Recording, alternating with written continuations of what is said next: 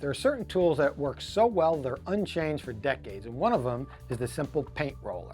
But you need to condition the paint roller to get a perfectly smooth coat of paint, and I'll show you what I mean. When you buy a brand new roller sleeve and you first pull it out of the packaging and put it on your roller, most people just go and start rolling paint. But if you look closely, when it comes right out of the factory, it has loose pieces of lint. So there's a big one. That's actually bigger than you usually see, but even little tiny fibers.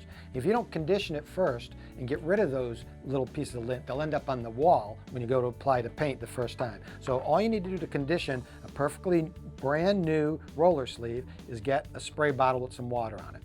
And you just want to mist the entire roller sleeve. There you go, just like that. And then spin it to remove the excess water. That'll get rid of the excess. You'll see how much came off. And then get a clean piece of cardboard and roll off the extra. Any excess water will come right off. So now you got a perfectly conditioned roller ready to apply a smooth coat of paint. Simple Solutions is brought to you by Tite Bond, the Pro's Advantage.